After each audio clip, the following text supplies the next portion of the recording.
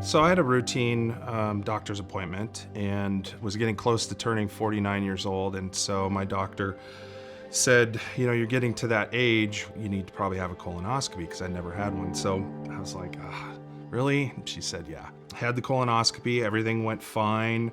It wasn't as bad as I thought it would be. Right after that appointment, the doctor came in while I was at the hospital and said, hey, we found did he call it a mass? We found something. We found something that we need to do a little more looking at. Yeah.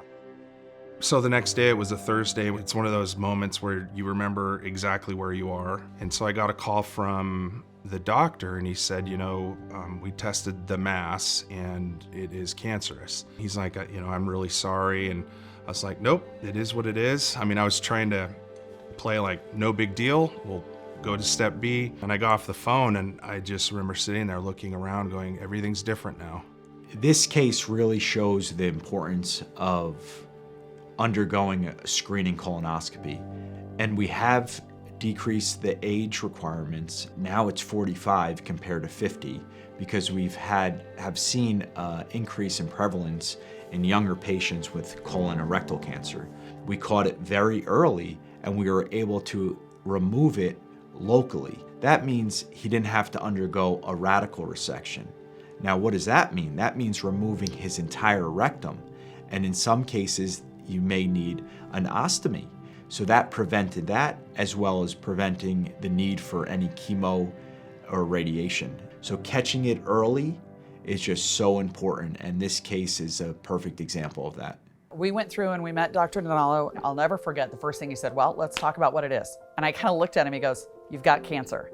And I know, I sat there and I was like, what an interesting way to start. But I know what that was, is it was like, okay, we aren't changing, this is what it is. Let's identify what this is and move on from this. And he went right to kind of almost like an academic approach. Like, here's your colon, here's all the pieces and parts, and here's where it is. Am I being cleared? Do you have any questions? He was really good giving us a chance to ask him questions. And so we had kind of a sense of confidence.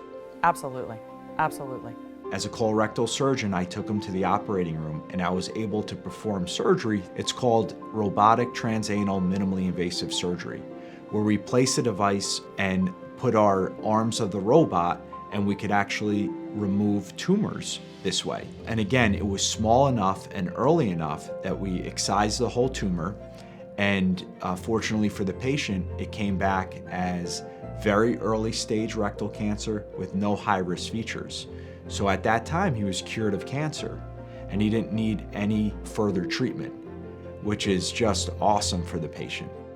I played football at BSU, so I have a group of football buddies and we all got together talking about life and kids and the challenges that we've had. And I had kind of debated, do I want to tell these folks? I mean, these guys are like my brothers. So I told them, I said, I have, rectal cancer.